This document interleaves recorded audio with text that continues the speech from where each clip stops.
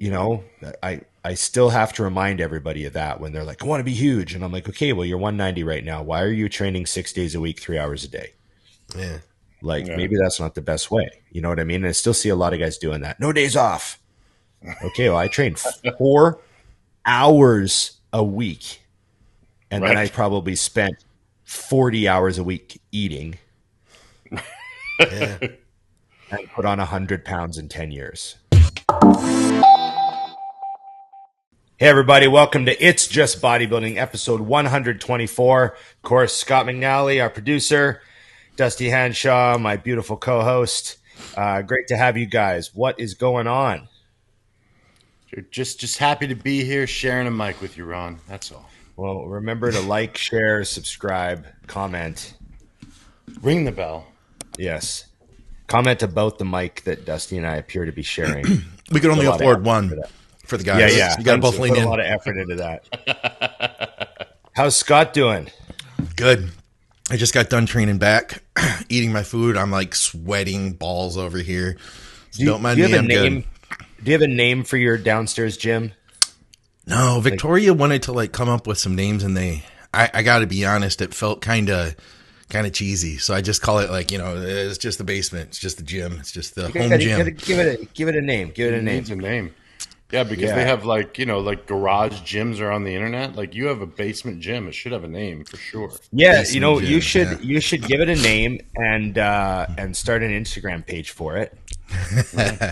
And you're training your clients in there too. I mean, and then tag the shit out of Garage Gym Fanatics and all the pages that are done just for like home gyms. Yes, tag the shit and get your gym reposted and post your favorite, like, you get an angular shot of the wall with the Franco or whatever fucking picture you have hanging on the wall there. Yeah. And like the calm before the storm. You write some black and white, tag black and white, give it a grainy look, and then tag it like hardcore home gyms, and then get reposted. And it's just like kind of like what some people do with their dogs, right, Jedi?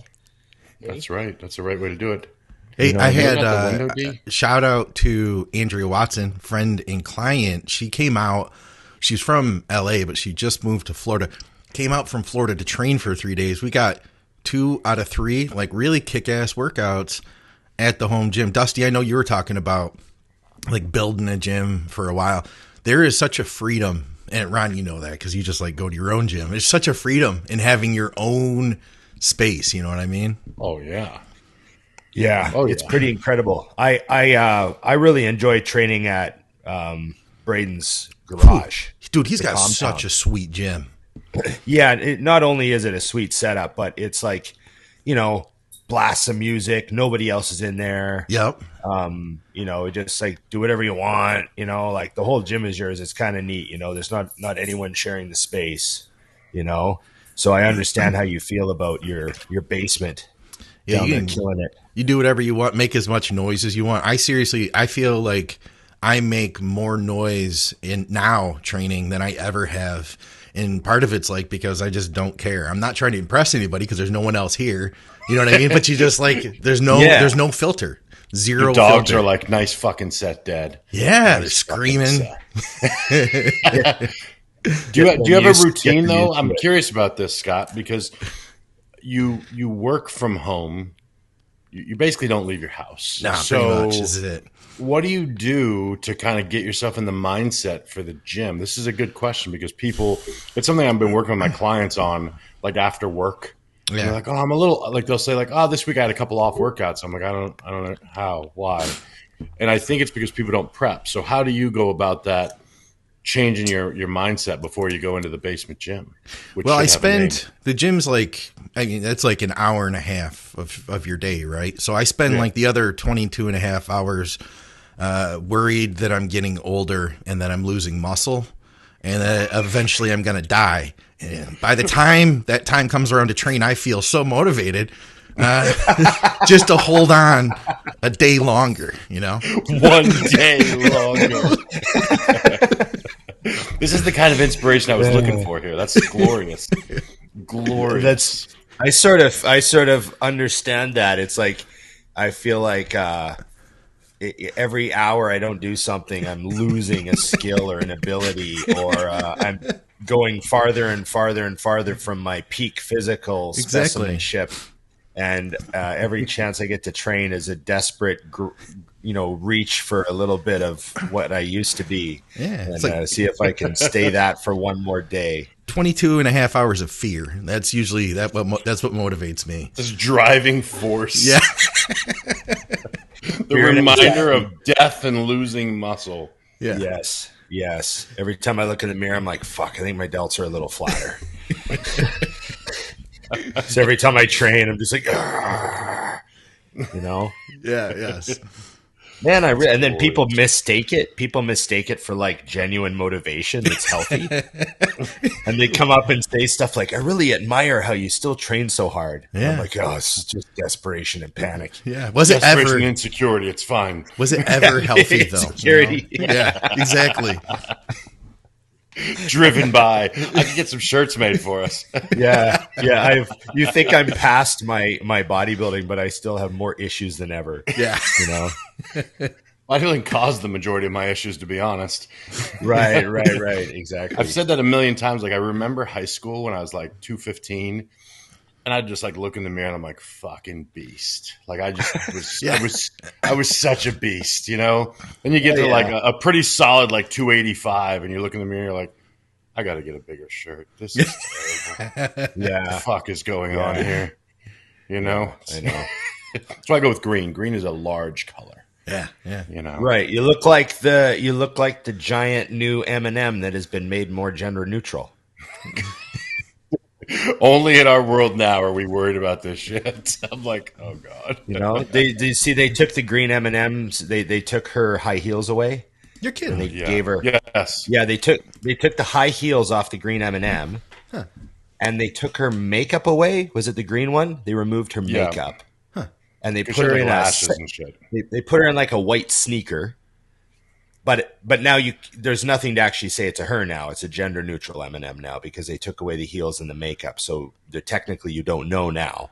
Yeah. And they're just trying to make them more inclusive by getting rid of all the hints of femininity.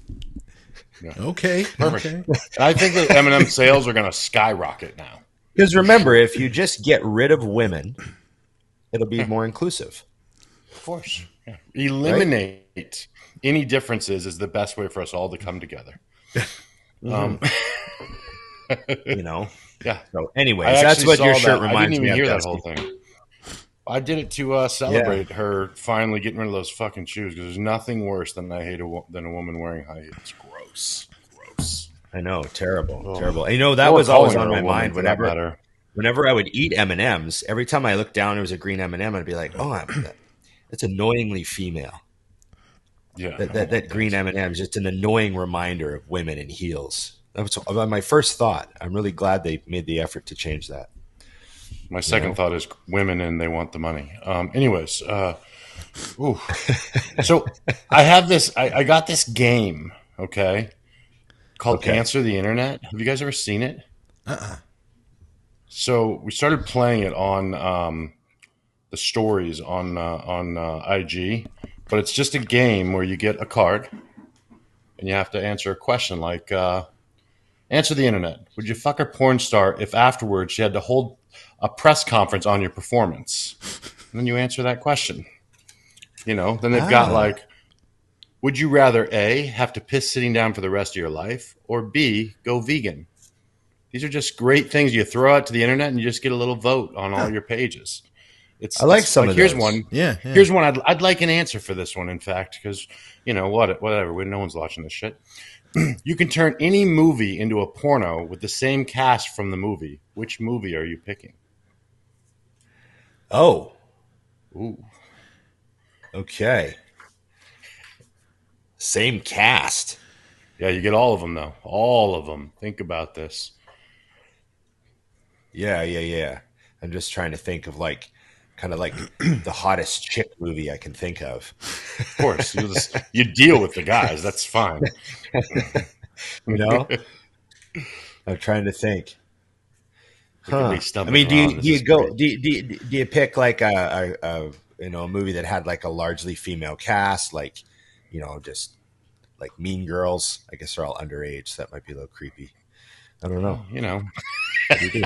Or were they all of age? I can't remember. Was that college? No, Mean Girls was high school. What do you do? Is there a college movie? Like, what do you do? Well, I think you could just funny college movies. Well, yeah, you could do that. I mean, or you could just, you can go like Matthew McConaughey, and the cool thing about high school chicks is I keep getting older and they keep staying the same age. Right. Well, at the time I was like, Gus is a creep. No, I don't. Yeah, or do you just go big for one actress? You're like, that's probably what I would do. I would sacrifice the rest. Just go all in for one actress. Yeah, I mean, my track record shows that I'm not afraid to take some wrong ones also. So right, okay. Just get that one right one finally. There we go. I don't know. See? So yeah, we might if we get shitty questions ever, I'm just gonna bust this box out. Yeah. And that's gonna be it. They can make them up for us. I like that. That's good. Boom. So what was the piece? What was the pea sitting down or go vegan? Yeah, that was the pea sitting down for the rest of your life or go vegan. Those are your options. Damn. I probably have to like pea sitting down. I don't know. I don't think I could go vegan. I mean, even if you drink like 2 gallons a day, it's still a small portion of your life. You know what I mean? Compared to eating food. Yeah, well, yeah. I'd be more worried about what I'm not eating. It's not that I dislike things that vegans eat. It's that all the other stuff. Well, plus I'm going with like the literal true definition of vegan too. Yeah, like, no fucking around. You know what I mean? Yeah. Like, you don't even get to have a piece of cake. There's egg in it. Yeah. Yeah. No, I follow that. Because I know people that are like, I'm vegan, and then they'll just eat a piece of cake. Yeah. It's like there's egg in the cake. And they're like, oh well, it's like, you're not really vegan. That's like me with religion. I'm that. Right. Okay.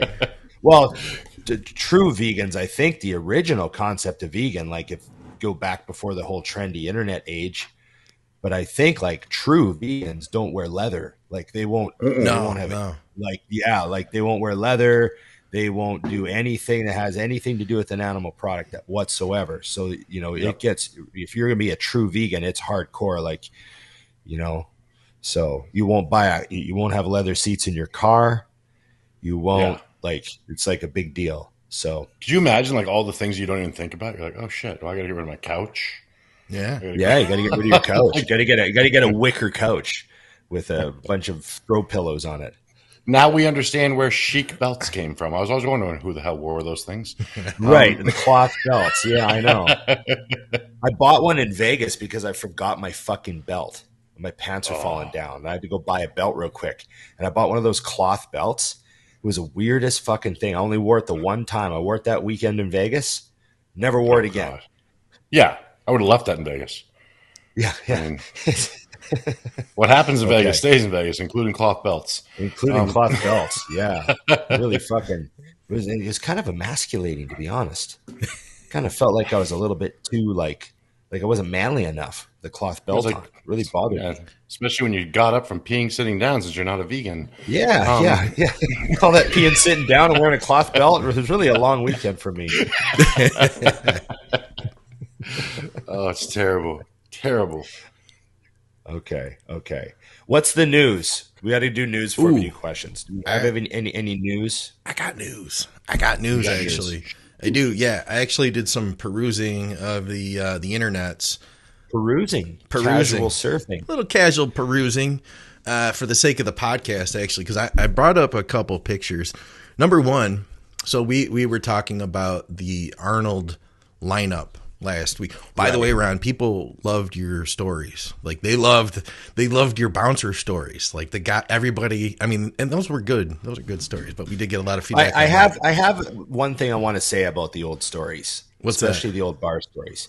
Please remember that I'm telling them through, because I had someone come up to me and they're like, "Why would you be scared of that guy?" And I'm like, "Dude, I'm telling the story through the lens of a 19-year-old kid." Yeah. Right? Yeah. Like, obviously, if I met that guy now, I'd probably just be like, "Oh, hey, dude." Like, he wouldn't intimidate me like he did. Right? Like, "Oh, hey, what's up?" "Oh, yeah." Yeah. "Oh, you used to be in Special Forces." "Oh, I heard you in Special Forces." "Oh, yeah. Okay, that's cool." Yeah, blah, blah, blah, blah, blah. Like, but obviously, a good story, you're supposed to kind of like tell it the way it was. I think at the time. I think most people got that. I think most some people got just that. They don't get that. But we had some people say number one, Bret Wilkin said that they said either A, it would be amazing if he were to win, and other people said like, I can't get on board with that. I got a picture of him. First of all, this is his current back shot.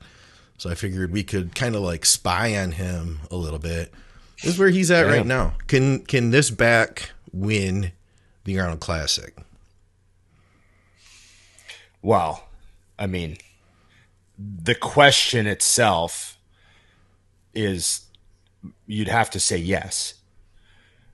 But, you know, he's not my pick to win. Obviously nothing against Bret. He's just statistically he's not likely to win. And I know some people get annoyed with my stats, but stats are stats, you know, like how many guys in Bret's position have won the Arnold? Not very many, right? Yep. So that's how I always look at these shows. It's never really anything to even do with the physique. It's usually I just look at the stats. I'm like, well, that's extremely unlikely to happen. So, but we'll see. We will see. His condition looks like it's pretty good. Like, fuck, I expect him to look fantastic. I expect him to be improved. Yeah. And I expect him to be in possibly, like, let's say if he had three or four guys that are in like world-class condition above the rest, he's probably going to be one of them. Right. Yeah. And imagine how motivated he's going to be. Because, like, going into last year, he didn't know where the cards are going to fall. You know what I mean? Mm-hmm. Yeah. And now he knows, like, I could stand next to a guy like Hunter. You know what I mean? Yeah. Yeah. He got second to Hunter at the show Hunter won, right? Yes. Mm-hmm. That's the one. Okay. Yeah. So I had that shot, and then I had a shot. Check this out. Akim Williams. Hunter. Yeah.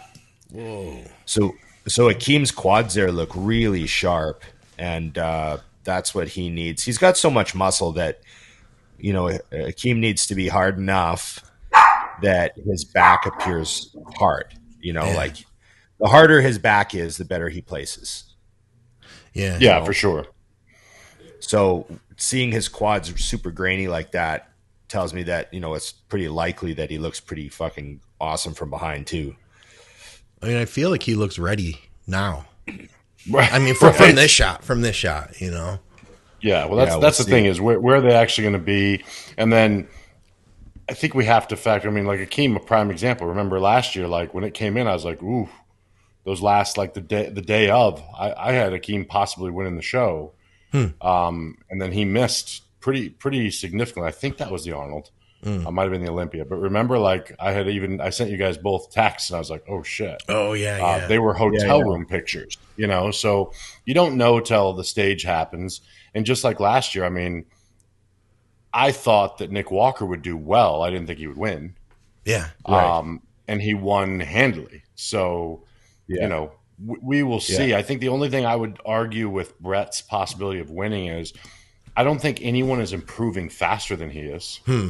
Yeah, that's a great point. Like if I was like a Hunter, and I'm a huge Hunter fan, but they were close last year. If Bret stays on the trajectory he's at, then Hunter would pass Hunter.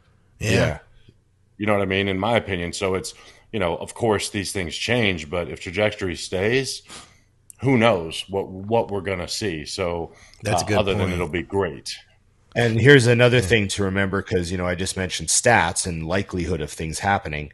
So Nick winning the Arnold was very statistically unlikely because he was a rookie, and only one rookie had ever done that, right? Flex Wheeler was the only other guy to do that. So Nick overcame like the odds to do that. Mm-hmm. If Bret were to win the Arnold this year, that would be like 2 years in a row that two statistically unlikely, not that Bret's a rookie, but still not with his previous placings, it would be unlikely for him to come in and grab the Arnold. Right. And that would also say something about like a major thing happening, which we all know, but it would just be confirmation of like the new crop of guys. Yeah. Like it's happening fast. You know what I mean? Mm-hmm. And it's tough out there. It's like, it's going to be a battle. Like, you remember when some of these guys first showed up, you'd see the show list and you'd be like, oh, okay, well, there's these 6 veterans are going to be ahead of them. Right. Yeah. Yep. But now you see the show list and you're like, oh, okay, the brand new guy could win. And Yeah. the guy that was brand new last year could win. And like, so it's a crazy time right now. I find the level of competition, like I don't know. It's great. It's great. I mean, these guys compare extremely well with like seasoned vets that have multiple Arnolds, like Bonac is in this show, and we're not picking him to automatically win. Brandon Curry's in this show, and we're like talking about other people possibly winning. Yeah. Right. I think Brandon's the only one to me that, if came in correct, is not beatable by these guys yet. Yeah. And I think that's based on the recent history, and the fact that he's missed his trajectory seems to be getting better and better also, though. So maybe not as drastically because he was already so good, but he's the only one that I think is pretty solid. Whereas this isn't a shot, but I feel like Bonac's kind of been here for a while. And I think in this day and age of the sport, staying here doesn't work anymore because everyone else is coming up. Here's what I think is going to happen. And this is, not what I think is going to happen, but we might see this happen. This is something I thought of. We are so used to seeing Brandon Curry next to Big Ramy, Hottie, Phil Heath, guys like that. Right. It's possible that he could walk on this stage and absolutely destroy everybody. Absolutely. And remind us that he's Mr. Olympia. Absolutely. Right. And we have to keep that in mind. That's a possibility. And so we'll see, because just think about like what we're used to seeing Brandon next to. Like, he didn't get dusted at the Olympia for second. Right. Yeah. Had he won the Olympia last year, I wouldn't have blinked. No, I know. Like, so think about like walking into the Arnold. Think of every other Mr. Olympia walking into an Arnold. It's like kind of a joke to them in a way. That said, I wonder, okay, so I had the opportunity to talk with Brandon after he won the Olympia. Actually, before he won the Olympia and then after he won the Olympia. Now, that year he competed in the Arnold, looked fantastic. Like, freaking one of the best Brandon Currys ever. Arguably, I would say that might have been my favorite Brandon ever, was at the Arnold that year. And then from there, he moved on to the Olympia, and a lot of people were saying like, hey, it's really difficult to win an Arnold and win an Olympia in the same year. And I know that he had trouble. Like, going into the Arnold, everything was clicking. Everything just looked better week after week. Then from there, going into the Olympia, his body wanted to get bigger, and they had to fight and take food away. Instead of feeding him up like they did in the Arnold, they were pulling food out and really pushing him to get that look at the Olympia when he won. That still wasn't quite as awesome as the Arnold look. I guess that's my long-winded way of wondering, like, what if he's competing at the Arnold this year, what does that mean for him at the end of the season? Right. Yeah. Well, Brandon seems to have figured out. I think things are a little more figured out. Like, that Olympia he won seems like many moons ago for Brandon Curry. Like, he looks better to me now. Yeah, that's true. Like, the year he won the Olympia wasn't even one of my top 3 favorite Brandon Currys. Really? Right. Well, I thought I really had not a problem. I don't want to say that, but I really was like, man, Mr. Olympia this year, great physique, but his quad separation was just so at the Olympia. Yeah. When he won the Olympia, his quad separation was just so like not there. Mm-hmm. Like, there was no sharp lines in his quads at all, and I thought that was weird. And then he shows up at other shows and like, oh fuck, he looks way better to me. Yeah, like the Arnold leading into that. Oh, I thought to me, that was my favorite. And part of it was like I called it and I was there, so I kind of have like some sentimental attachment to it. You know what I mean? Yeah. But it was a freaking great show. So I don't know. Does he have it figured out? Is it something that his body would physically do? Well, yeah, it's gonna be very interesting to see. So, is that our Arnold warm up? I don't know how we got to it, but it was great. I'm looking forward to getting there. I'm looking forward to getting to the Arnold this year. It's going to be fun. So I'm going to Vegas next week. to shoot a couple episodes of Mutant on a Mission. Well, one of them's obvious. Okay, cool. Well, two of them are. I know two of them. That's amazing. And you didn't even tell me. There you go. I probably can't say, but I know. Right. Without him telling me. Two people that we know really well and are really cool guys. Exactly. Very similar, Scott, to when, Mutant was getting a new athlete and I was getting a new sponsor, but no one knew which one was. Interesting. Yeah. I'm proud of myself for knowing both of those. So you guys do, like, Mutant keeps that top secret? Like, you guys don't talk about what the next one will be? Well, it's not really a big deal. I want to wait till I'm like Instagramming, Yeah, I like that. A little suspense. Yeah, so I'm excited. Everything seems to be lined up and everything seems to be agreed to. And I always get kind of nervous when I've got all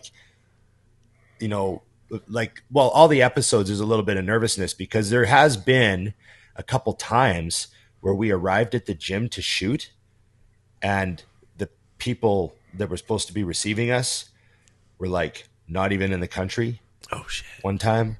And like totally forgot about it, even though I had confirmed 8 days earlier. Yeah. Oh yeah, here's our arrival. Here's when I'll be there, blah, blah, blah. And then send a text that morning, hey, we're on our way from the hotel, look forward to seeing you. And you get there and they're not even there. So there's always the odd time that you have to scramble at the last minute. So, but everything seems to be good. They're excited to do it. They're looking forward to it.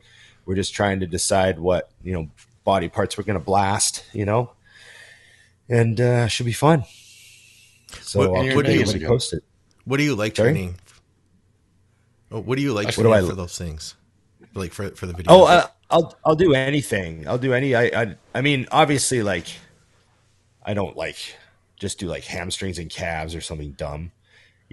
Try to do things where you can use some of the machines. I do a lot of machines on the Mutant on Missions because you can do free weights anywhere, but it's try to try out cool machines and stuff I haven't seen and homemade shit and this T-bars from 1974. Let's fucking use it, that sort of thing. So I try to pick pieces that are like that. So I don't really care about the body part as much, but it's fun to go hard. I try to spread it out. If I've already done back, if I did back, I'll try to do shoulders and then chest and try not to do the same body part 4 times in one season, that sort of shit. Right. So just try to spread it out, and then sometimes I'll look at the travel schedule too. And I'm like, oh, this is going to be day 6 of a brutal trip.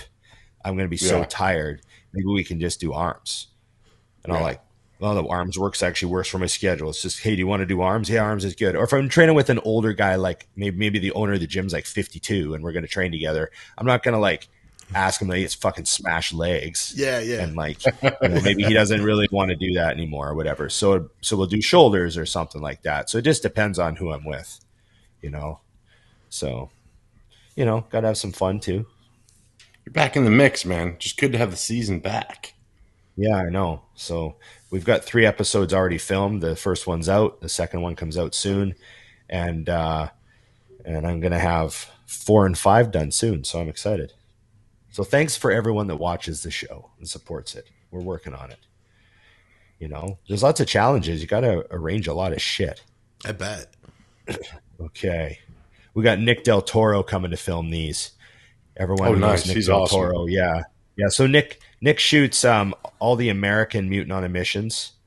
And he's also come to Canada to shoot the one time. And he also shoots all the GASP stuff. So everything you see for GASP is shot by Nick. And he shoots a bunch of other shit. What else does he shoot, Dusty? You know more about the Americans that use him. Oh, no. I mean, he was with MD for a long time. I mean, yeah. He's done a ton. I mean, I met him, I think, through shooting with that. He filmed Jose and I when we shot in Germany, I think. Oh, really? That, basement dungeon gym. You know the one. I can't remember what it's called. Yeah, Muscle Gym. Yeah, Muscle Gym. Yep. Okay, cool. Yeah, he's awesome. Looking forward to it. Okay, let's do some questions. Here's one, Dusty. This one's for you. Okay. Increasing your coaching rates.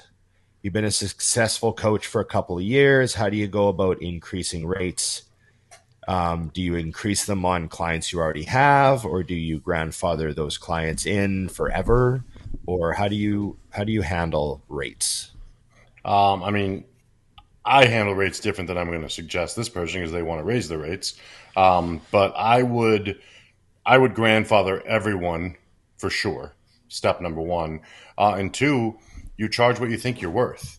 The end. Understanding that you may limit some clientele that way, or you may not. For me personally, I have had the same rates, God, for 7 years, and I have no intention of raising them because I base it on how much time I put in and what I think that that's worth, the end.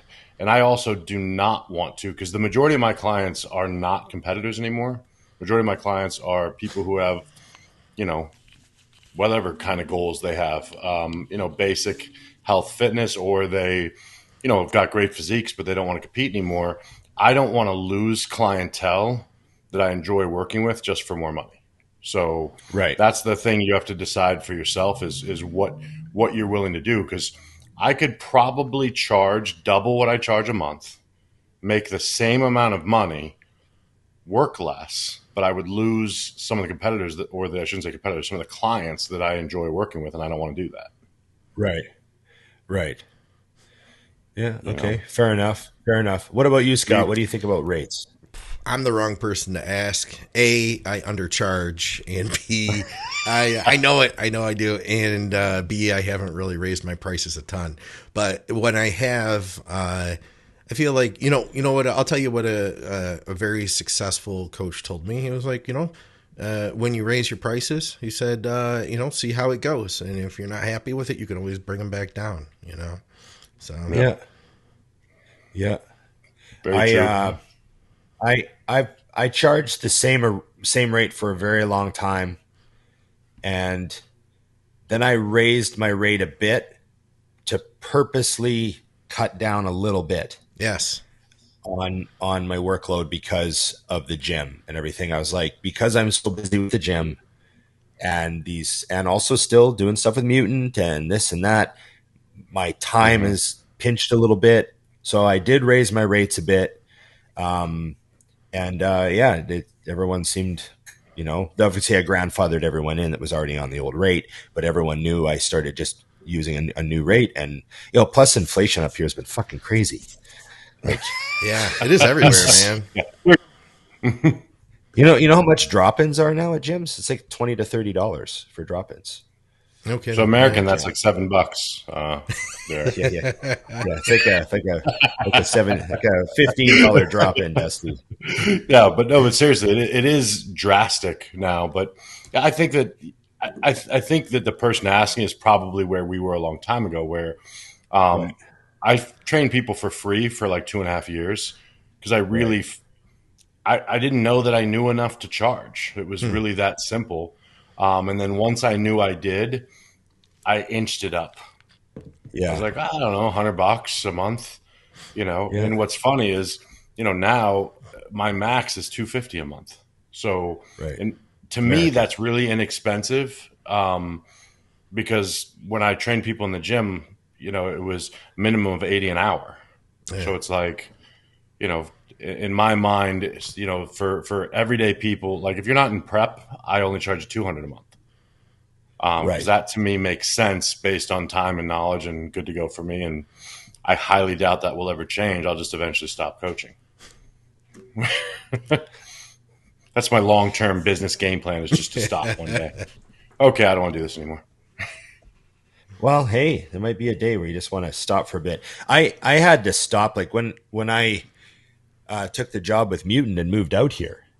That was actually part of the motivation was I just needed a break from coaching as many people as I was. I was like, you know what? I could take this full-time job, get paid this good salary, and cut my clients way down to like under 10 people and actually just coach for fun and make some side money with it and still make a normal job, So that was part of it was sort of like rebuilding my coaching, I guess, because like it used to be such a local thing when I lived in Alberta. I had so many people around me Yeah. Mm-hmm. So it was all like I was seeing them everywhere, and like it got to be like a lot. But when I moved out here, I made the shift, and now most of my clients are online. So it's like a totally different type of monster than it was when I was living in Alberta. But I needed that step back. Like, okay, like what type of coaching do I really want to do? Yeah. So, yeah, interesting. But yeah, you just gotta charge what you think you're worth. See if they pay it. It's pretty simple. I don't know. Okay. Jobs stereotypical bodybuilders and gym bros would be the worst and best at. Stereotypical jobs worst at. Well, I know one that I hated. I've mentioned this before, but the worst job I ever had was working for a moving company. Oh God, yeah. Oh my God, were you in prison? Yeah. Who does that? That wasn't in jail. Right. If someone calls me, like a friend, and they're like, "Oh, hey, will you help me move?" I'm like, "Absolutely, I will pay for part of the movers." Yeah. Right. No, I'm not fucking coming there and lifting your couch, asshole. Yeah, I worked for a moving company. My friend talked me into it. One of my best friends, his uncle owned like a really big moving company, and he's like, "Hey, come work for me and my uncle. Come work with me for the summer." And I was like, "Oh, okay." And he's like, "Yeah, it's not bad. It's easy. It's moving. Like, there's lots of couches, but a lot of time driving around in trucks and blah blah blah." And I'm like, "Oh yeah." Then I went and did it, and he basically lied to me, tricked me into working for his uncle's moving company. And then I felt like I had to work there for like at least a couple of months because I was like, fuck, his uncle like gave me this job, like didn't even interview me, like took me right away. They don't interview anyone for that job. They do. You know what I mean? I just felt like I was obligated. To work there. Yeah, guys, remember this is the same as his story earlier. Remember this through a 19-year-old lens.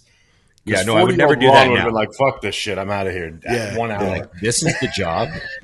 No, there were a lot of days. There were a lot of days that were actually all right, but then there were just the nightmare days that ruined it. Like there'd be 8-hour shifts where we'd move like a lady out of her condo, and you use dollies and the elevator for the whole move, and it was pretty fucking not really that bad. And then there would be a day where you'd drive an hour and a half out of town with these fucking guys who smoked in the truck. And then you'd move like a 5-bedroom house into a giant semi, and you'd work until 7 p.m. just lifting shit up, like brutal, just the worst manual labor all day. And then you'd drive another hour and a half back to town, and you'd get home at 9 o'clock at night. Fuck. And you'd stink like cigarettes. Yeah. And you'd be like, "Oh, I fucking hate this fucking job," So yeah. That's the the worst. Now, what about best? Best jobs for bodybuilders? A security job where they just watch an empty parking lot and can eat their food. Yeah, like a real lazy. So I knew a bodybuilder who had like a patrol job. He was like a security guard that like drove around on a patrol. Yeah. And I mean, everything was just designed around places that he parked and ate meals. And he'd be like, "Oh yeah, I work a 12-hour shift last night." I'm like, "So you just sit in the car for 12 hours?" He's like, "Yeah, nothing ever happens, like ever." Yeah. Ever. And the funny thing about those jobs is they don't want you to do anything if it does happen. Yeah. Your job is not even allowed to do anything now. Yeah, call the cops and film it or something, you know what I mean? So, and you just drive around and like it was just funny. Yeah. Yeah, that's the major one. I know for me, and I don't know it's stereotypical, but like I always think of things like I respect like waiters and waitresses so much. I could never. They're on their feet all day. They're making like $2 an hour and based purely on tips of cheap assholes. Like, and now the system is out to destroy that whole whole way of living. It's completely backwards. Then add insult to injury. Now they're drastically understaffed, so everyone's mad at them all day long. Like, I think that would be a terrible job, especially if you were dieting, because I would yell at someone or kill them right in the restaurant. For sure. Yeah.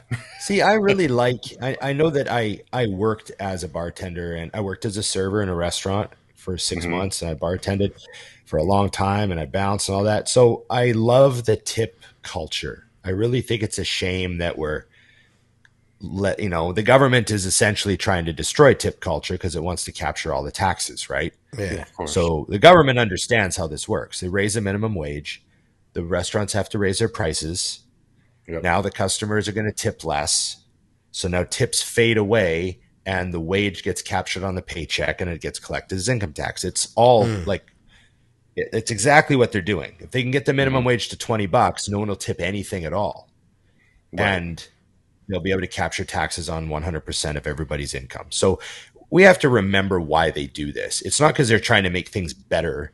They're trying to destroy tip. And you have to remember that classic scene in Reservoir Dogs at the beginning when Mr. Pink doesn't want to throw in his dollar. And Mr. White he said, waitressing is the number one occupation for non-college graduate single mothers in America. It's the only job that virtually anyone can get and make a living on. And the reason is because of the tips. So it's like one of the last refuges where someone can like start over, put a kid through school as a single mom, like all that stuff. I knew a lot of single mom waitresses that made like decent money and good for them. Oh, yeah. But now that's destroyed now. You can't just have a serving job and, it just doesn't work like that anymore. So I just, I see it as like a casualty of the, of the way things have gone, losing that. I think it's so funny though, because it's. I mean, I understand what you mean, and you're correct. But to me, if you can't go to dinner and tip properly, then you shouldn't go to fucking dinner. I don't care what it costs. Right. It's part of the meal is $700. That I am very aware that minimum I owe 20% of that to this guy. Yeah, you have to also.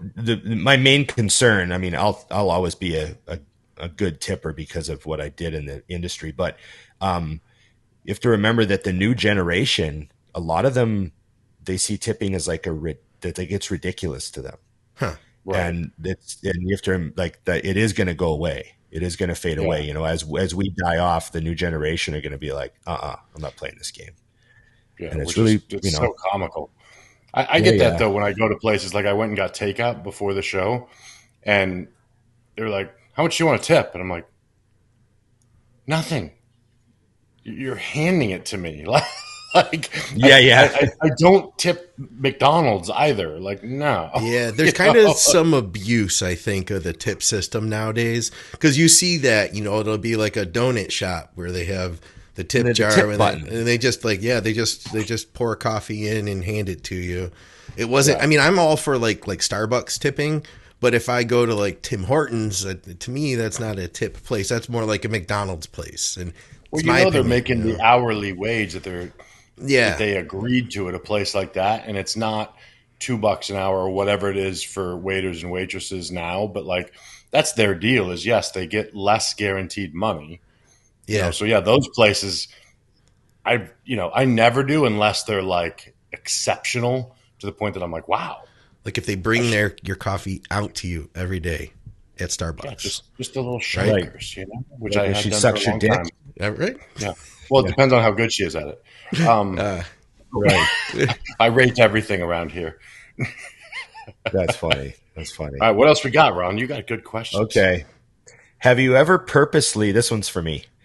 Have you ever purposely not aligned the plates just to piss off Dusty? Yes, he has. Yes, he has. I've definitely done that. In fact, yesterday I did something, and I'm so glad this came up because I made a mental note to talk about something yesterday, and now I just got reminded of it. This is awesome. So yesterday we were doing this Atlantis plate-loaded chest press, and I wanted to put a 10-pound on each side.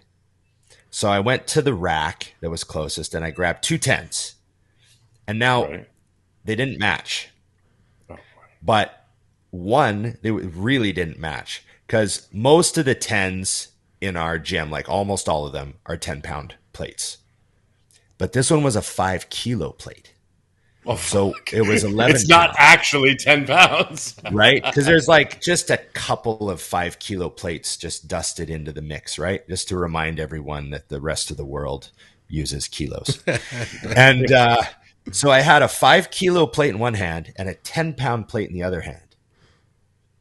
And I thought to myself, I'm okay with this. And I put them on the machine. Did you put the 5 kilo on your stronger side? No, I didn't think about it. I just threw them on. I don't even remember which one went on which side. Holy I just threw them on. That's crazy. And I decided that I like those little differences because it keeps life interesting. keeps my body like, I want those little challenges. I want just a little bit of variation in my training, and I was okay with it. I'm going to remember that when we're training in Columbus. I got to tell Dusty about this. Just I can't tiny little rowing, and he puts 345s on one side, and I do 245s and a 35. And I'm like, it's a tiny difference, prick. Row that. Yeah. No, it's not. That's a larger difference. It's just a little bit. Oh God. I just thought Dusty would lose his mind. He would lose his mind. I would rather, Scott, like this is the true scenario. Sitting down for the rest of your life? Yeah, for sure. And be a vegan. No, I would probably, okay, if I couldn't find 2 10s that matched, I would put 2 5s that did match on each side. Yeah. Like, we're good. These are the same. I knew you were going to say that. I even looked at the 5s. I cannot believe that he has 4 cookies on there, but he does. Yeah, that's so funny. Is that what you call a 5 as a cookie? That's the 2.5s. Now I went to 4 per side now. I took it further. Oh, really? Wow. Okay. You can support our programming by shopping with TrueNutrition.com. They're our title sponsor. They've supported us for a number of years. They have awesome health and performance supplements. You can ask Skip or Dusty or Scott Stevenson all about True Nutrition, and they'll tell you how good of a company they are. Hardcore bodybuilders have trusted them for over 15 years now. Use our code THINK. You'll get some savings. You'll support our programming. If you're in Canada, you can shop with supplementsource.ca. They have highly discounted supplements, discounts on bulk orders, and free shipping over $99. Check them out. And finally, you can directly support our programming on Patreon. I'll have links below for Patreon and everything else. We're taking more questions over there, and I appreciate everybody who's already helping to directly support our programming through our Patreon. All right, guys, thanks for hanging with me. Let's get back to the show. Okay, here's another one. Does too little volume exist if you're still growing? No. Right? That's my answer. Something's working. Yeah. So if you're doing like legitimate Mike Menser, like right out of the book, 3 days a week, 1 set per body part pretty much, and you're growing, fucking A. You just got more time to, lounge around? Watch an extra TV show? I look at it like results. Like if someone, it's like when people say, what do you want to weigh? I'm like, what I want to look like. So if I walked out and people were like, oh my, what are you, 290? I was like, no, 195. I'd be okay with that. Yeah. Because I look like I'm 290. I'm going to whip the shit out of these light heavyweights right now. Yeah, that's funny. So that's the way I look at that. Like, yeah, if you're getting results, that's amazing. I mean, hell, you found something and you're out of there quicker, you can go eat snacks. Love it. Yeah, and now's a good time to remind a lot of people, not that, again, not ever claiming I had the best way of doing things, but I trained 4 days a week, 1 hour a day. Like, I did very low volume Dorian Yates right out of the video, like just like he does on Blood and Guts. I did those same workouts. I did that for like the better part of a decade straight and put on 100 pounds. Yep. So, I still have to remind everybody of that when they're like, I want to be huge. And I'm like, okay, well, you're 190 right now. Why are you training 6 days a week, 3 hours a day? Yeah. Maybe that's not the best way. You know what I mean? And I still see a lot of guys doing that. No days off. Okay, well, I trained 4 hours a week. And then I probably spent 40 hours a week eating. And put on 100 pounds in 10 years. And that's pretty fucking efficient with your training. So I'm not saying I had the best way of doing things. I still had weak body parts, blah, blah, blah, blah, blah. But 100 pounds is a lot of weight, Yeah. So, yeah. It's hard to get your head wrapped around that, though. You know what I mean? It's hard to think like, hey, I'm going to listen to this guy because you want to work harder to make more progress. It's like, that's what we do. We grind harder, push harder, do more sets, more reps. It's hard, it's hard. It's even hard for me to always remember that, Well, think about how often in your career, and I know you've done this, Ron, and I absolutely have, where you've gotten results in a certain way, and then you need something to come up. And then for some reason, your moron mind goes, well, just do more. Yeah. Like, more is rarely the answer. Right. Like, do it that's better. The thing I remind people, like, more is rarely the answer. So get that out of your head. But in the same sentence, I will tell you, I have done that multiple times in my career where all of a sudden I'm like, shit, I'm training 5-6 days a week. Whereas some of the best gains in my life were when I was doing the 2-way DC split, training Monday, Wednesday, Friday. That was it. Right. They weren't short workouts. I mean, because of what I was doing, I was probably in the gym for a minimum of 90 to 120 minutes, but 2 hours, 3 days a week. Yeah. So You know you're still what I'm at saying? 6 hours a week. Yeah, 6 and hours a week total then you training. find yourself, somewhere along your career. Oh shit! Now I'm training 12 hours a week and wondering why I'm not getting the same results. Yeah. I still love like the odd time someone will like mention an exercise and ask me what I think of them, and I'll be like, I don't know, I've never done those. And they're like, you've never done those? I'm like, no, I just never done them. And they're just like, how? And I'm like, I just didn't think they looked that efficient, so I never bothered. Like, you know what I mean? Just my mindset was always on like, what exercises do the most damage? How can I make this the most efficient workout? That sort of thing. And that was always the goal. So that's another factor too. Keep that in mind. Assuming some of our audience actually wants to get huge. Most of them do not anymore. I'm learning. What's weird too, those with both of you guys that I found was with COVID and ending up in a small gym. I didn't even realize this until literally like a week ago. I was just clearing out because I have all these videos that I post on Instagram. I just don't delete them. I have way too much shit on my phone. So I was bored. And I'm like, let me go back and delete some videos. So I went back and I realized that when I walked into Muscle Factory and started using just barbells again, I saw a set of me doing dead stop rows with 365, and I got like 9, which isn't bad. But realizing that when I trained there for basically a year and a half straight and didn't have access to other stuff, JP and I were racing to 405 for 20. Yeah. And I'm like, oh, so that's what happens when you do the same thing every week to every other week. You get fucking strong on it. Like it's drastic. You're like, oh wait. So I added, 50 pounds or whatever, 40 pounds, and then also added. I got 19 once, so 10 reps. Good God. I really like, if you just had to simplify something and like not try to overly explain it, but just give somebody a concept, just throw it into their brain and just let it rattle around, it would be the kind of default concept of, starting. I like every second. Some people do every third, some people whatever, but I like starting every second workout. So like every second chest day, every second leg day, every second shoulder day, or whatever you're doing. I like starting every second workout with the same exercise and trying to progress on it. And then the next workout, I might not worry as much about what I start with. I'll still have numbers in my head like, oh, this exercise, I typically use this weight. I'm going to try and be really strong on it today, blah, blah, blah. But it's at every second workout, there's that key exercise like hack squats. Right. And you're super focused on the progression of the strength on that movement. And you push it and push it and push it.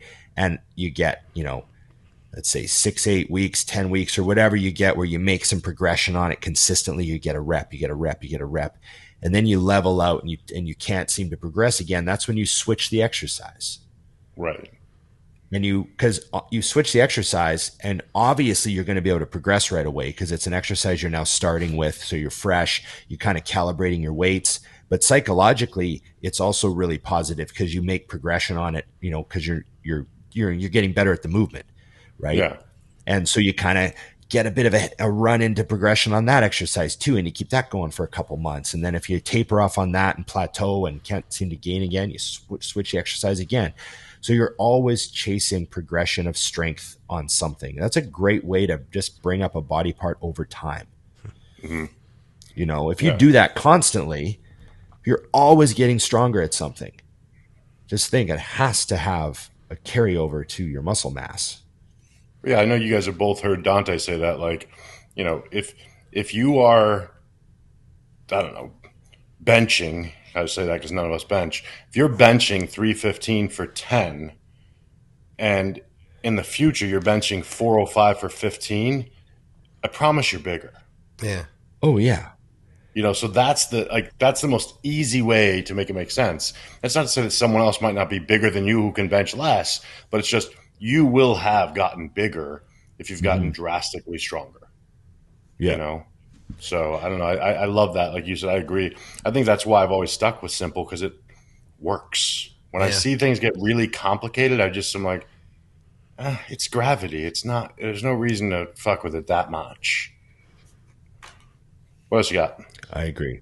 Well, you got one? You want to go? I mean, I got a bunch, but I don't know you had a question box up the other day. I saw you hammering your Instagram. Yeah, well, I was actually doing one just now. I started answering some of these already, but I just like yours because they were directed to the show, which made me excited. Because I just leave them up generically and then answer them later. Okay. Here's a good one to cover for bodybuilding stuff, and I'd like to get your guys' info in on this anyways. What are the top health supplements to use while you're on? Top health supplements to use while you're on. Mm-hmm. Well, I would say, damn, that's good. I don't know. I really like Carditone. Of course. I don't know if that's one of the top three. How many is it? Top three? You just said no, just top supplements. Yeah. Oh, top supplements. So Carditone. I see a lot of guys feeling like they have to take like these liver and kidney supplements. Like they're like, oh my God, you know, I'm starting my cycle, so I got to spend $200 on this and this and this. And I'm like, well, what's your cycle? And they're like 250 test and 40 Anavar. Right. And I'm like, oh, well, I'm not really sure you need to spend $250 on all these fucking herbs. You're probably just fucking fine. You're 23 years old. Like, you know what I mean? So I think there's a little bit of an overreaction to some degree. Everybody it's like almost kind of in vogue to like have to take all these supplements and manage your blood work. And yes, obviously we're very big proponents of being healthy, but not everybody's trying to turn pro and they're in their 30s and all that sort of thing. Like if you're just like a dude that does the odd cycle of test or something, you're probably going to be fine. You probably don't need to spend a whole bunch of money on all this stuff. But that's just my little like, got to throw that out there. But as far as like being on and taking subs, I would say Carditone. I would say Astragalus. Absolutely. I really like Astragalus. How's that one? That's kind of kidney realm. I was going to say, which is kidney? yeah, which is kidney realm. And then I like a Tudka NAC liver support, or milk thistle, silymarin, or whatever they call it. I would take something like that. And I'm always on fish oil, on or off. You got to take fish oil. A really good quality wild fish oil is recommended. I take vitamin K, which is heart related. Very good for you. What else do you think, Scott? I don't know. I'd vitamin D. That's one I would throw it in there. Yeah, especially always take it. Yeah, and that's like that's beyond like cycling, but especially vitamin D gets depleted when you use anabolic steroids, and I discovered that firsthand. I ran a long prep like from February through November. It was like all prep, and so I was on some gear for a little while. And after that, I was feeling really tired, like really fatigued. And I've told this story on other podcasts, and I was literally like sitting on podcasts and I'd start like nodding out. And I'm like, no, I'm not interested. I don't know why. I'm just like sitting here working and I'd like start nodding out. I thought like, oh, that's got to be like my thyroid or something, And I checked it all out. Thyroid is good. And then I found out it was my vitamin D. And from having been on for an extended time, my D was getting depleted. And I started supplementing with it, and like literally that day it was fixed. Like from that day forward, it was fixed.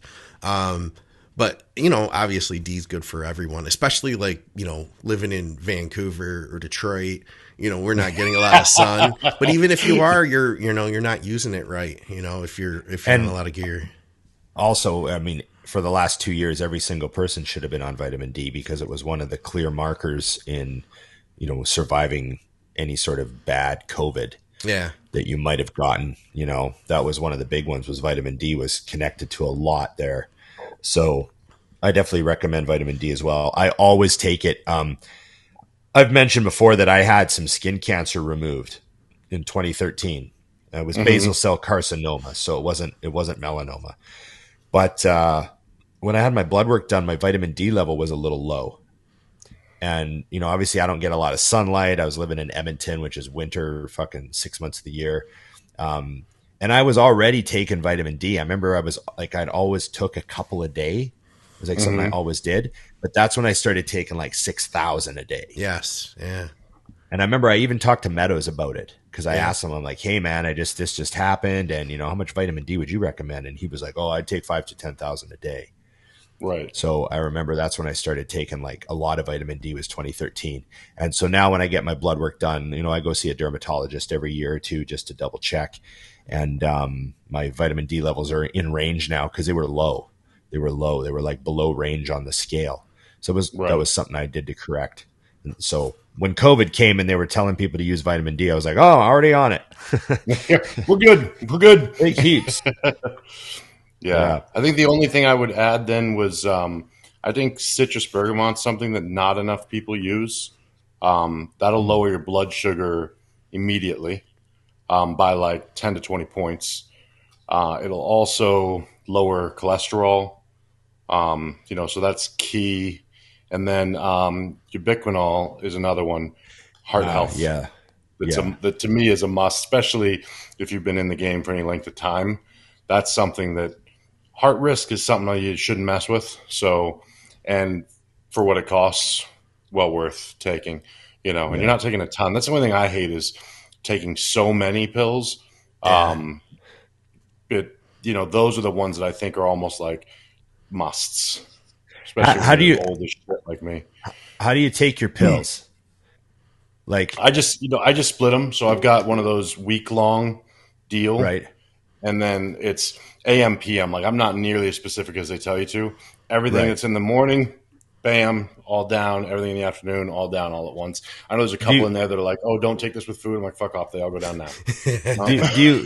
How many pills can you put in your mouth and swallow at once? All of them. Are you super Doesn't careful matter now? how many there are. No. No lessons learned. No lessons learned. No lessons. So I can This is the guy who went straight to a steakhouse after trying to kill himself with steak. So I can fill a coffee mug like half full of pills. Oh God. And just pour it in my mouth. Yeah. Just gulp it down with water. But I purposely tried to cut down. I do two mugs with like far less pills in them. I do like 2 shots now after you almost choked to death. 17 pills each swallow now. Yeah, it's only 17 now instead of 34 all at once. But do you remember when Universal had like the packs? Oh God. And there was like 11 for the animal pack and then the cuts. I used to open those little packages and just pour them in. Yeah. Yeah. For $700, I felt that I was healthy. And I had no idea what I was taking. I was just taking everything that animal told me to. But your pee was like that electric green color. So you knew it was doing something. You know what I mean? Hello, you know Gatorade you're growing. right You know there. you're healthy. Yeah. You're like, baby, come look at this pee. Come look at this pee. Why do you keep dumping yellow Gatorade down the That's not what that is. I'm pissing. Look how expensive my pee is. This is how much didn't stay with me. Yeah. So, I'm a terrible person to ask because I do take a lot of stuff again. So I'm like, oh, the must-haves? Shit. Definitely. Okay, here's one. Your phone has the internet from 10 years in the future. What do you search for first? I know mine. Oh, so do I. Price of Bitcoin. Yeah, I was going to say. Oh, yeah. My crypto. Right, fucking now. Let's see what's going on. Let's fucking see this. And then I would immediately start buying what I needed to buy. Oh, yeah. You search the top 10 cryptos. Which, by the way, I'm doing that now. I don't know if you guys have been doing that, but I'm just buying stuff. I will admit I have been relentlessly buying the dip. Nice. I I bought. You do the same thing. I just doubled what I had in everything. I just doubled it. I was like, all right, well, this is either going to hurt or not, but we're doing this. Yeah, I'm either going to learn a lesson or it's Lambos or food stamps. Isn't that the meme? Well, I put a pretty good chunk. 10-year plans for me, so I'm like, oh, they're just going to sit there. So on the first big drop, I put about 25% more in. Right. And then it dropped again. And I was like, okay, I'll put in another good chunk. You got to buy the dip. And then a third drop. And I was like, okay, I'm going to watch this for a little while. I watched it. And it went, and I read a lot. And I thought, okay, you know what? I can play this game. And I fucking put like 50% more in. Yeah. Right. And I'm like, okay. So now I've like easily exactly what I did, just in a different way. So the funny part is like my portfolio is 50% what it used to be, but I've doubled the amount of money I put into it. Yeah. So you've doubled how much is in, and you have less in. Have less in, but now it's like when it goes back to if it finds a new all-time high. That's what I did. But I did the opposite. Yeah, I wasn't watching, Ron. You'll love this. I wasn't even watching. I'm like, I'm not going to watch. I already know it's terrible. And then one day it popped up on my screen. And it was like, I can't remember which one it was, but it was super low. And I was like, fuck, that's terrible. And I went and I spent 10,000 more that day. Yeah. It's like, yeah, bam. Yeah. I mean, I don't recommend people spend money they can't afford to lose, but I have no children. I have no children. No one is depending on me to make smart decisions. Emily does well for herself, you know. Yeah, no, that's funny, but that's literally, I was like, well, all of this, it's funny. I literally had this conversation. I'm like, if it all disappears, I'll be like, fuck, that sucks. Yeah. But oh well. I'll be like, man. That sucks. Oh well. But if it does what it might do, I'll be like, how smart was that shit? Yeah, we'll see. Yeah. I didn't go all in because there could be another drop and I might have to buy another dip. Hey, so I held back a bit. I've lost so big before that I'm not even close to that realm, so we're good. Right. You know? Yeah. I lost 200 over 2 years once, so I'm like, we're good. Yeah. I don't have that much in there. No, I'll be fine. The bottom line is if things just go back to where they were at some point, I will be way in the green. So I'll be, you know, even if they go 2/3 back to where they were, the growth of what I put in will be a payoff. So I'm not too worried. It can do whatever it does. It's a volatile animal. So yeah, I love that we answered the same thing and then just derailed the question completely. We left. Sorry about that. Yes. Well, that just tells you I wouldn't even look like, I don't know. If you gave me a phone from the future for like 1 hour and then took it away from me and checked the search history, you'd be like, you went to one place. you care about like two things. Exactly. Yeah. Why did you look that you would immediately realize what I'm doing? Because it would be that and the history of sporting events, and then you'd know what I could get betting on. I'd be looking at sports history, crypto prices, and then just general economic news. Like, is there like a depression coming? Like, do 50%? Do I really need to buy another house right now, or is that stupid? Yeah. Like what? Yeah. Look at real estate prices. It would all be economy stuff. There wouldn't be any social, you know, I wouldn't be seeing how people are doing. Yeah. Exactly. How are people doing? I don't know. I am shocked that Rogan's the president, but whatever. Yeah. President Rogan seems to be doing a good job. So, okay. What else? You got one? Am I going? I got one. Go. What's the weirdest thing you've ever seen in a gym locker room? Oh my God. Huh. Okay, I don't have the weirdest. I wouldn't say this is the weirdest thing, but it's something that I enjoyed. So I used to train with 2 DEA guys, and we would watch every morning. We trained at 4 a.m.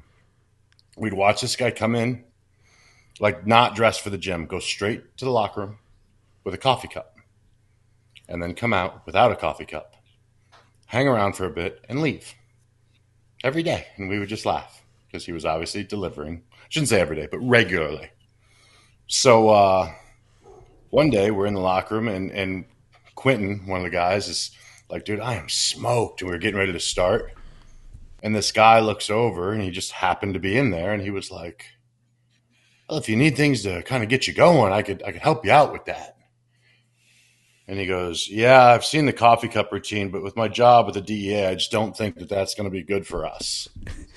And the dude just goes blank and then walks out.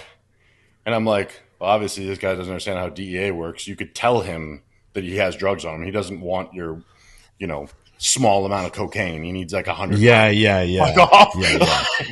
But it was just this guy's not filling out paperwork for you. Yeah, it's not happening. But I just remember watching it every day, and I'm like, I love when people think that they're being sneaky in the most blatant way possible. You might as well have a fucking sign that says, just dropping off some drugs real quick. Yeah. And then I'm going to go. Maybe next time don't wear flip-flops. Just a thought. Right. I mean, I know, yeah. But yeah, that was Did he come back after that? Was that like the last time? I think that might have been the last time we seen him. I bet. He's like, this place is getting too hot. They're on to us. We might have to work something else. He started coming in with a pizza thing from then on. 4 a.m, delivering pizza. Lovely. Yeah. Yes. Terrible drug deals in the locker room. There's some terrible drug deals. I've seen a lot of drug deals in the locker room, though.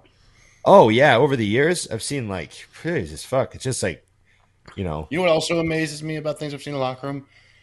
And I didn't see it happen, but like syringes. I'm like, you don't have to take them here. Why are you using your drugs in the locker room? Like, what is happening? That's not how they work. I got to take this now so I can go bench real quick. I'm going to be stronger. Yeah. I think it's fucking lame. People that take a shot, they're taking shots in the gym locker room, which is just stupid. Like, you don't have to do that. Take your shots at home. And if you're doing the little insulin shots, like you're trying to time your IGF or whatever, just do it in the fucking car. Yeah. Like, why do you have to do that in the gym? It's so stupid. So I'll tell a story about a gym that I trained at. There was a fucking, like, it was really pretty rough. And there was like a hole in the wall in one of the stalls. Like, it just was cracked or smashed, or someone had put their elbow through it or something. Anyways, years went by, and the guy went to do renos. And when they opened up the wall was like full of fucking syringes. Like, holy shit. Like 1,000 syringes in it. Everyone had been taking their shots and then just throwing it in the hole in the wall. They'd filled, it might have been one guy for 10 years. Who fucking knows? They literally filled the wall with needles.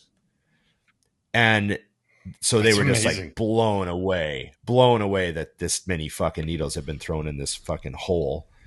So, they had to get like, the construction guys were like, can you guys take care of this? We don't know what to do. And they like showed them the open wall, and it's just fucking packed full of needles. So they had to clean it out. But yeah, like, there's people out there that would do that. Just like, out of sight, out of mind. I can't remember what gym it is, but Skip Hill, he said that it might be, I don't want to say the name because it might not be that gym, but he said his gym, they have a sharps container in the bathroom because they just kept flushing them. Everybody was flushing syringes and destroying the plumbing. So they're like, we had to put a sharps container in. Right. That makes sense. Like, yeah. I would do that too, but I'm also just fascinated. It's like my gym has a sign that says, don't put your gum in the urinal. I'm like, why do you need a sign that says that? Yeah. Just like barbarians out there. Like, I'm saying, like, I would never in my mind go, well, maybe I should just throw the syringe. It's gone. In the fucking toilet. Just boop, it's gone. You hit the button. Would you throw it in your house like that? And I'm sure the answer is yes. So whatever. It disappears, Dusty. It's gone. From the moment you press the button, it's not your problem anymore. Yeah, it doesn't matter. He's like, I rent every year. It's fine. I don't give a fuck. Yeah. Yeah, I know. I could see that. It's a mirror. Ron's over there like having a panic attack because he owns a gym. He's like, great. Yeah, he's like, I can't tell everybody what I've seen in our gym. No. It's funny though. Like the commercial gyms actually have sharps containers in them now. Like you go to like a lot of the Good Lifes, you go in the stalls and there's sharps containers. But that's because all the gym bros that train at those gyms are doing their little, got to time my peptides and all that stuff. And they just say, oh, it's for all the diabetics that train here. Yeah. It's good thinking. They're like, we have a lot of diabetics. This fucker's full every day. Yeah. Okay. You do one. You got one? I always got some. All right, let's see here. Okay. Sorry. I was derailed just letting you do. Have you noticed for the last couple episodes, Scott, I just let him do everything. I do nothing. Wait, just the last couple? Yeah, well, all of them. Hey, I'm the one that brings up the questions for him to answer. You have actually. Yes, I just toss in my ring the bell and I'm fucking out of here. We're good to go. Okay. All right. I know we've answered this, but it gets asked so often, so I wanna touch it for anyone else. Tips on how to get better following on social media and future sponsorships. And I want to touch that piece because Ron, you have helped a lot with like people come in and you suggest as sponsorships, and you've also had people that are probably very well known that you have not suggested for sponsorships. So how did you kind of go about that? Well, I mean, it depends on the brand. So like it has to start with the brand. You could like somebody all you want, but if you just don't think they fit with the brand, then it's hard to like envision what you would do with them, how you would use, you know what I mean? Mm-hmm. So there might be someone out there that you think is fucking awesome and really sponsorable, but just not with this brand. Right. Right. So that's possible too. So there's people out there that are like, hey, I've got this many followers and I got this and this and this. Do you think Mutant will be interested? And I'm like, well, I can't see them as a mutant, but I can definitely see them getting paid really well by like this other company or this company. Right. So that's part of it too. So, but a big thing is like, a little bit of a hack. Everyone's fucking busy. Things are crazy right now. People are a little short staffed. A lot of people aren't like, you know what I mean? You have to make their life easy. Sure. Try your best to make their life easier. That's a good place to start in today's climate, because I find from being a business owner and all that stuff, there's some people just, if you're not easy to deal with, I just don't have time.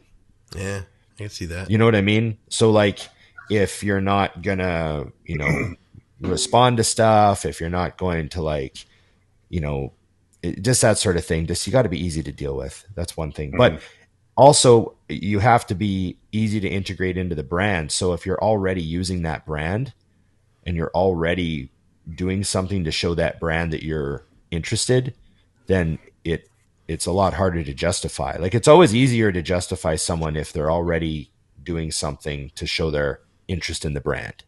You know what I mean? Like, do you remember when Gabe got on with Mutant? He like bought all the shirts and did all the videos and like really tried to get their attention. And that like really they were like, this fucking guy is awesome. He went way out of his way to like do all this stuff to be a mutant, So that's a big part of it. That's something you could try. Love it. What do you think, Scott? Also and I know we've covered this, but on the social media front, because I feel like you have a really good view of what kind of catches people's attention too. Same thing with the shows, because I'm sure a lot of people would like to be on all these podcasts, but you have to pick the ones that people want to talk to or hear from. So, how do you approach that with them trying to brand themselves? Because I think that's another thing, is people want to be even on those types of things. And I'm like, oh, who are you? And I look them up and I'm like, well, that's why I don't know who you are. Because they're not doing anything, you're saying? Well, they're not doing anything, or, I mean, I'm going to give in a thing that I think that's pretty basic, is I need to know who you are. Because like Ron said, and I don't mean who you are like you're important, but what do you represent? Yeah. Like when I originally went to Mutant and I said I had a new sponsor and I said, who is it? There were two guesses, Animal and Mutant, across the board. Yeah, yeah. Because that's where I fit. The people who know me and knew the brands knew that. But that came from years of letting people know who I was. Yeah, you're really good at that too. And who I was. And I feel like right now, one thing that's a weakness for a lot of people that blows my mind, especially, this is cautious, but I'm going to say it, especially women, is they put up a picture and a trite quote. I've read that 700 fucking times. Do you have anything to say of your own? Do you have anything to add? If you're going to put a quote, tell me what it means to you. Why does that matter? I hate that shit. I see it and I laugh. We've had conversations joking in the morning about just answering each other with dumbass quotes that people put on pictures. Because who cares? Yeah. You know what I mean? But at the same token, if you can hit me with something quick where I know who you are, even if I don't like it, I know who you are. That's helpful. So, you know, those types of things I think set people apart because like you or hate you, they're listening. You know, I think everyone knows everything. Everyone knew who Howard Stern was real quick. Yeah, that's true. Yeah. You know, so that's one thing I would say is know who you are and put that out there on the regular. Like Chris Fine, I brought him over to Mutant before I actually was publicly with Mutant because he posted one day. It was right after I had agreed to the deal verbally, and I just messaged him, and I'm like, "Hey, this would be a ground floor thing, but you are a Mutant. Yeah, can we do it? Yeah, you know." And he was like, "Oh fuck yeah," you know what I mean? But it was very simple. I've never met him, never spoken to him ever, but he's a Mutant. It was easy. Yeah. You know what? I know what you mean. And I had people mention that to me already. I had someone mention that to me. They're like, that was a good call. And I go, I was all Dusty. Huh. Every 6 years I make a good call. I was going to add, I had a friend who she does like personal training. She's going to school to be a nutritionist and stuff. And she posted the other day asking like, hey, you know, I don't really do much. And she doesn't do anything on social media. She'll like post a picture once every 6 months. And when she does, she'll get like a ton of likes on it. But it's like, that's all she does. I think some people who are in that position where they're not posting a lot, they get like paralyzed. And you can get caught up thinking you need to make this like perfect post that, you know, Dusty said, I need to explain who I am. So this post needs to encompass all of that. Whereas in reality, you know what, maybe tell a little piece of the story. Cause I've seen people who started podcasts who had really big ideas and that each episode was like, it had to be crafted into this complete story. When the reality is you just need to get it out there. You know, like this is one tiny article in a newspaper, you know, and it's like and guess what? The whole newspaper is getting thrown out and you need to do it again tomorrow. So like the reality is like just put something out. And I think that you get better at it as you go. And I feel like Dusty, before social media even came out, like you were posting on the message boards. Like that's really how people knew you, wasn't it? Mm-hmm. Like you started growing and you like in a time when people didn't post pictures on message boards, you posted pictures. You know what I mean? Like you weren't afraid to just put yourself out there and be like, hey, this is what I'm doing right now. This is the result I got, you know? Right. And I think that's the start is like, that's how people knew you, man. That's how I knew you, you know? Well, I think that's the thing is with if there's one piece that I think is a huge mistake is that in the same sentence that people say, I'm going to show you who I am, they put it out there and then they wait to see if the audience likes it and then if they're going to adjust it. I'm like, no, just put out who you are over and over and over. Sure, the market will decide if they want you, but if they don't, who gives a fuck? Because like, you're not going to get picked up as a fake you anyways. So just jam it out there. Like, I mean, we joke about it, but like, I really think like if you saw the bodybuilders I follow, they're all over the place, you know, where like I follow some guys that are extremely strict form, very high volume. And I'm like, this works for them. Their style of posting they're providing a value. You know what I mean? Then I follow JP that's just picking up houses all the time. And I'm like, that's him. You know, if JP ever put out a video like squeezing a cable side lateral, I would text him and be like, were you joking? What's happening here? And it's not to say he doesn't do that. You know what I mean? Right. But it just doesn't fit. So I think the biggest thing is don't really read into either what goes off and what doesn't. Because I've had some stuff where I put out a post and I'm like, this is solid, and it gets nothing. And then I'll be like, I'll be running late and just like throw up a, fuck that weight is my entire like caption. And it's a heavy set. And then I go back to it a few hours later. It's got 5,000 hits. And I'm like, what? Right. And it's something I've done before. So I don't even understand why it caught anyone's attention. You know what I mean? So I just don't read into those things. But I think the big thing, like Ron, you've said 100 times with Mike Rashid, is just put shit out there. Yeah. Over and over. I think, I've had lunch with him as well. And it's like, he never thought about it. He just put it all up.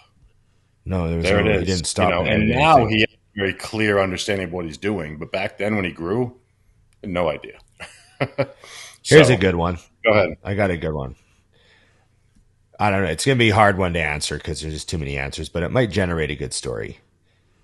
What was your first holy shit, I love bodybuilding moment?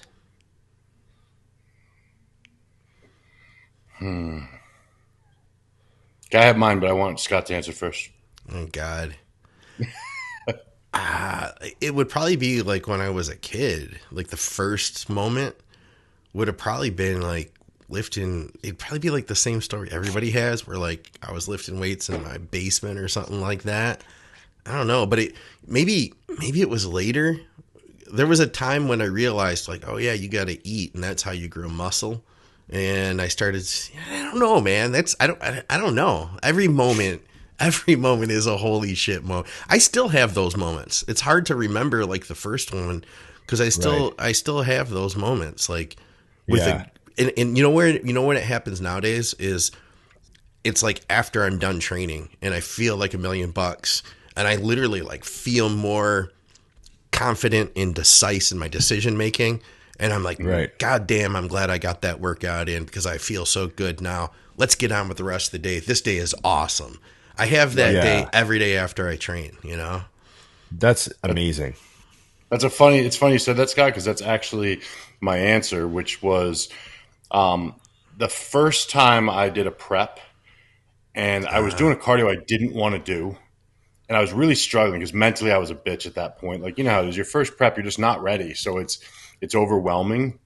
I remember arguing with myself the entire time to just fucking finish it. It was a step mill. Yeah. Almost emotional. I so much did not want to do this. Yeah. And when I got done, and obviously that feeling of like I slayed the dragon, that became the thing I was addicted to. Because now I do understand, like, if you ever want to really see what you're capable of in terms of bodybuilding, even not bodybuilding, other things, get yourself on to something that's very difficult to do, set a goal for it and make it happen. Get on the step mill and say, I'm doing 30 minutes today on these 2 levels back and forth, and I will not stop. And you might literally be in your mind being like, fuck this shit, I hate this. But when you're done, there's literally an endorphin rush where you're like, oh yeah, it's a holy big payoff. Shit. So I think once you can do that, you can control that in life in general. Like, I really don't think there's much of anything. And I don't mean me as an individual. I mean, everyone. I don't think there's much you can't do. I think people just have no idea what they're capable of because they don't have enough of those little wins to give them the courage to go for something big. Yeah. Yeah. I remember I was living in my hometown. I'd gone back there to do a semester at college and get ready for the provincials, the Alberta bodybuilding show. This was in 99. And so I did my semester and all that stuff and competed right after finals. It was like right about all at the same time. You finish school, did the spring show, won the overall. And I remember I had a job. I'd gone for this job interview that was kind of related to my business that I was taking at school. And I got the job. I was going to work for the city for the summer. So I had like a city job, paid pretty good. They were going to get me into this one department and it was going to be, a good experience. And then I go back to school in the fall. Well, I'd won the Albertas and I was like over the moon, like fucking ecstatic. I was like going to nationals, I got a lifetime buy to nationals because that's how it used to work here if you won the overall at the provincials. So I was like, oh fuck, I'm going to go win nationals now. And I remember the day after I won the show, I, you know, got home and I called up my new boss or whatever. And I was like, yeah, I'm actually not gonna be able to take that job. And he's like, why? And I'm like, oh, cause I can't live here now. I have to move. Cause like that made me, I was so excited. I was like, oh, I got to move where there's more bodybuilders. You know what I mean? Like it cemented that I was going to be a bodybuilder. You know, I was like, oh, well, I'm going to go win nationals now. So I just said, yeah, I can't take that job. Cause I was supposed to start like right away. And he's like, what? And I'm like, yeah, no, like I won't be into work. Like I'm moving. I'm loading up my car and getting the fuck out of here. I'm going to Edmonton, you know, like it was pretty cool. So, but yeah, I just remember feeling like I could do anything. It's like, oh, I just won the overall. Oh, I can do anything. Like anything. Like I just pack my car up and leave. I don't even need a plan. I'll just figure it out. You know, there's all these people that I've just networked with, and you know, I've got this whole world of bodybuilders at my disposal that all want to help me out, and I'll just move there and just, you know. So it was just like a real like the world is my oyster type of feeling. Deciding that, you know, I had all these other plans. Like I was going to go to school and I was going to do this, but I was also going to bodybuild. And then all of a sudden when I won the overall at that show, I was like, oh, okay, fuck everything else. I'm just going to, you know, I love it just because like it worked and it's passion. And that's why, and I hate the saying that you'll, you know, do what you love and you'll never work, because you'll work every fucking day and you'll work harder. Yeah. But you've loved what you've done every day since. So to me, like it wasn't even a decision. Like, yeah, I couldn't imagine doing that job. I was like, oh, yeah. I got other things to do. I can't do that job. That's awesome. You know what I mean? You know what? If I can interject one thing with this too, you hear a lot of people, a lot of fans of the sport who will say, you're doing all this for a plastic trophy. You know, it's like bodybuilding's not worth. You hear a lot of that, and I hear it from people who are legit fans who love the sport, and they say that. But this is the other side of that, because there is some truth to like when you are successful and you complete a prep, there like you see so much about like, wow, I'm capable of a lot in my life. And so I just want to throw that out there because yeah, it is just a plastic trophy, but there's this aspect too, you know. Yeah, you nailed that, Scott. Because I have a young kid that that I started with maybe 3 months ago, and he got COVID, got sick, didn't train, but stayed on his diet. I know nothing of this, and then I get an email, his check-in right on schedule, and he's like, "Hey, got COVID, so I adjusted the plan to this. I went to his off days because he wasn't training." I did that, did this, and, you know, here's where I'm at, and here's my plan for next week. And a week later, he went through some more stuff, and my email response to him was, you can do anything in life. I promise. He's like 19 years old. I was like, I just need to tell you that how you've handled the last 2 weeks tells me that you will be successful. Yeah. Whatever you end up doing, it's going to be fine, kid. Like, you got this. And I mean it. Like, I was like, this kid's a badass, like, because it didn't slow his thought process of what he was going to do. It didn't change his trajectory or, I mean, for crying out loud, which it would have been fine if he'd have reached out to me, but he didn't even do that. And he was on schedule. Oh, and he didn't miss a single meal, of course. He just didn't go to the gym because he's not an asshole. Right. You know, I mean, it was funny. The only mistake he made was I did have him doing some cardio. So he was doing that outside with COVID. Oh, God. And I was like, I would have had you not do the cardio, but I like where your head's at, and that's probably what I would have done at your age. So they're not even making nurses stay home from work now. Exactly. He's like, fuck it. I don't know what country he's from though. But anyway. I'm going to the park. Yeah. So no, that's good. That's good. Yeah, it's those kind of pivotal moments. You know what I mean? Yeah. But I mean, there's also the question, when you just think, God, I love bodybuilding. I still remember how there's nothing I've ever done had the same feeling as when I went to Gold's Venice in 96. Because that was like the first time I went, and, Flex and Paul and Chris Cormier and all those guys were there. And it was like that crazy, LA crew. And, we went to I went to Firehouse with Craig Titus and had a meal. God. Like, you hung out with Craig Titus. I went and had a lunch with him. Yeah, what was he biceps like? With him. Yeah, what was he like to hang out with? So Craig was like a really nice guy.